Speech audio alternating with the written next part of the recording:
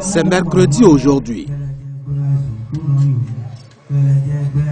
Il y a du monde devant le palais royal de Ouébo, dans la commune de Tofo.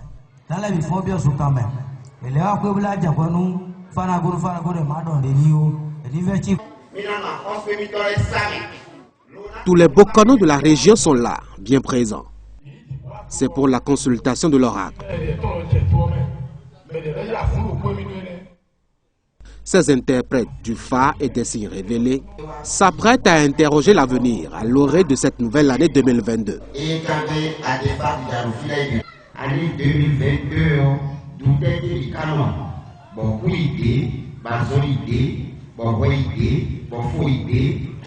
La question confiée aux Noirs devra être soumise aux esprits par l'entremise du maître devin, aîné par excellence dans la hiérarchie des Bokono sur place.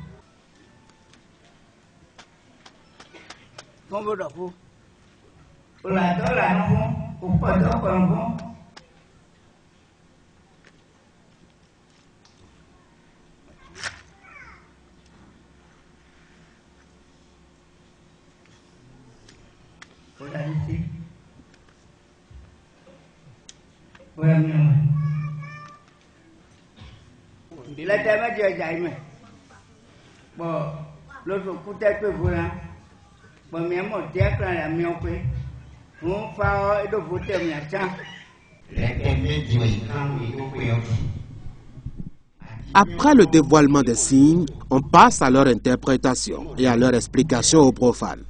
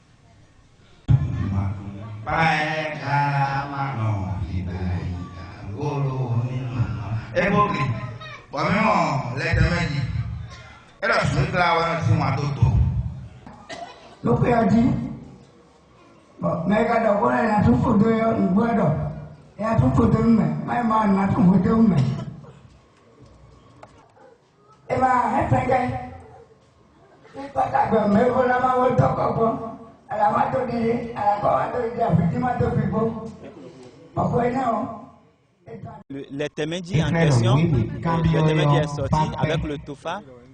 Si on respecte la maman, on respecte les mamans du monde, on peut au moins garder autre chose sur ça. Donc là, précisément, moi je peux dire que là, le Tofa en question, on peut tirer des leçons sur ça.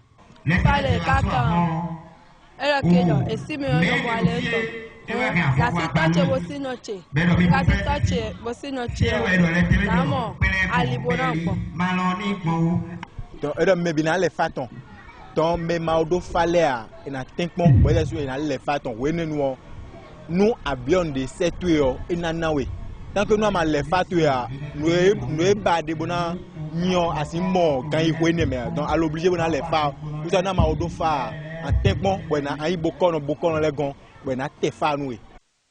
Sur la scène, les consultations sont terminées. Place maintenant au premier sacrifice et offrande pour éloigner le mal, conjurer le mauvais sort annoncé.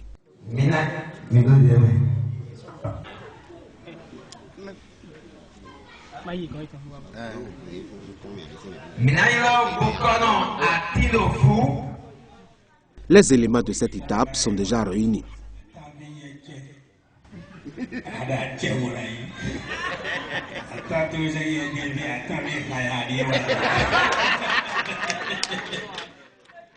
Voici la première offrande à aller déposer à l'hôtel du Tolegba de la ville. C'est une étape importante et urgente.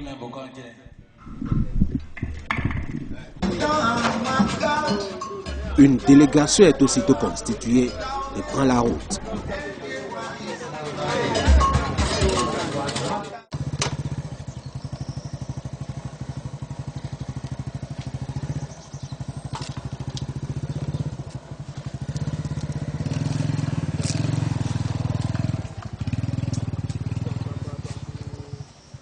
Nous le douane mele mi to le gba mi na chite bona kon FIFA do to odi bona ko wi ko vodun do propo to de meto e kanuzone le bi be me bi e la mon FIFA bona kwe bona pon to village bo to bi ano FIFA me kaka je we nu e awo ajona sogbe bo e na sen le ple bo nu e we douane on doué e na sa voton bona ko den vodun le do propo bona nu e vodun le do propo on doué mi kaka e wayi village à grand centre mi ya grand centre mi a kan to le gba principal era grand centre we aji be wa igbe fi e gbon ba gban wa a grand sin to le gba sa mi de ni un kan we no kan gbodon de se aji kin mo no de do popo kaka be no igbe.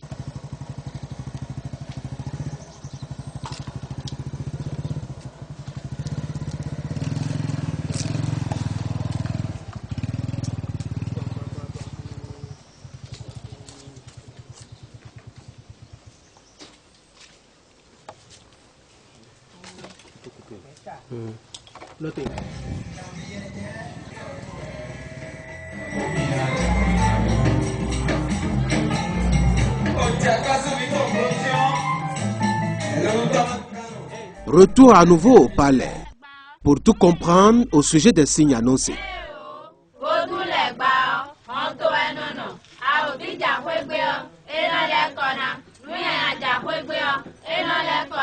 Le président de l'organisation des Bokono ayant engagé les consultations parle d'une année plutôt néfaste.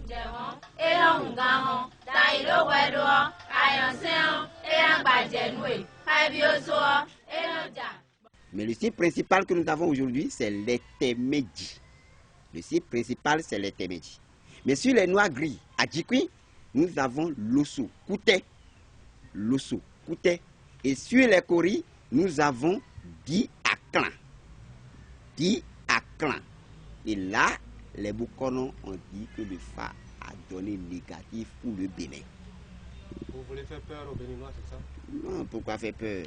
Si on a dit que si pour près de 13 millions de personnes, si tout le monde peut trouver guérison, si tout le monde peut trouver la vie en 2022, et le FA nous a donné positif sur l'histoire spirituelle.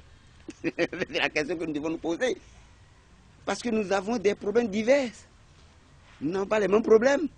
Nous n'avons pas le même boulot. Et quand je vais dire que si ma profession serait bonne, et pour 13 millions de personnes, le FA va dire que ça ira bien pour tout le monde, mais nous allons nous réfléchir.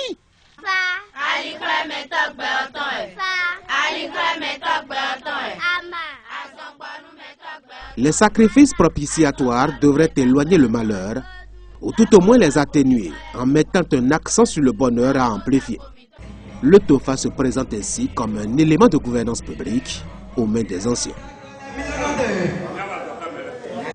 En 7 ans, pour faire le TOFA du Bénin, c'est le roi du Dahomey qui est chargé de faire le TOFA parce que c'est lui qui a fait les guerres de résistance pour tous les autres royaumes et qu'il les dirigeait. Donc il fait le TOFA pour tout le Dahomey, pour toute sa région.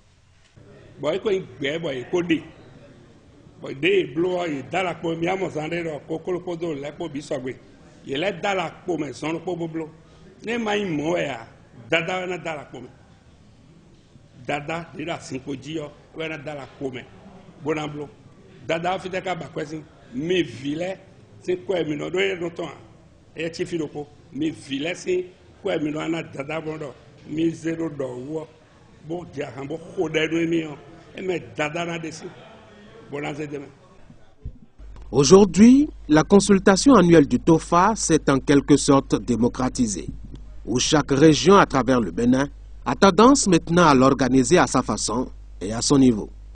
Une diversité de courants et d'options qui ne dérange pas outre mesure. Et n'a pas terminé quand Tofa de Azana Bilé au Coton. Ben, n'a eu foyer sur le Wida, et n'a eu filé, dans le filé. Et là, quand de vos qu'est facile Romain, Dada qu'est facile Romain, la Bomé. D'autres filles, tu vas aller à qui qu'en fille, moi j'ai sort, mais voilà quand mois de janvier on a fort, moi mettez-vous, des deux vivants nous tout et là les cas. Bob c'est ne bois, et na blo, Zisou c'est beau blo, Sabo c'est beau blo, Tété c'est beau blo, Boya c'est beau blo, tu vas n'y faire de quoi dire, bon nous misère. Eh oh, il y a avocat, bien fait le quoi y est. Mais si nous ne sommes pas des novices, quand je suis chez moi et que j'ai un problème, je peux consulter le FA à différents endroits et des différents signes peuvent sortir. Mais c'est à moi-même de voir les différentes annonces que le FA m'a données, ce que le FA m'a annoncé à ces endroits-là, de comparer le problème que j'ai, que si j'aurais le problème sur la solution sur le FA. Et là, je vais prendre mes dispositions. Mais non, donc, bédo pour nous-mêmes. Bon, faille de doit de dimbo matin nous mio ele wa zoro wendo mi me dadale akosule me do asile bodo fi bodo asie me do azokwede bodo apprentir wendo do me waye kan fa bio donc azore me dadale no wa boli oro di do ko miton ni no kan ko bio do no miton go eno ko yaso bo ko tegberun dai nous m'aider manon blow à vous. Bessin sort zanzan. Nous n'avons qu'un nom tombé.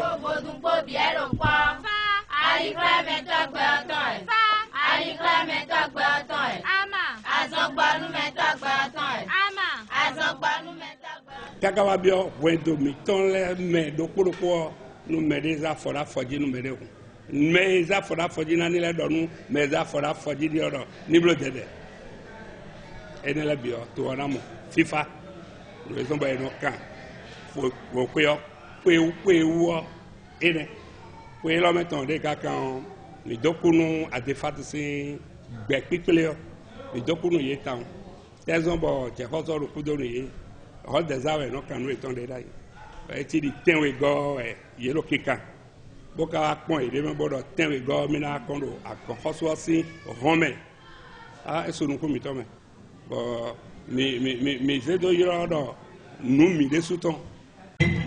Au-delà de la divination, le TOFA est depuis la nuit des temps un outil au service du pouvoir public pour une gouvernance par l'anticipation. Il prend toute son importance dans un contexte socio-culturel où la limite entre le visible et l'invisible est très ténue, où la conscience collective n'admet rien ici sur la terre des humains qui ne soit d'abord entériné par les ancêtres et le supra-humain.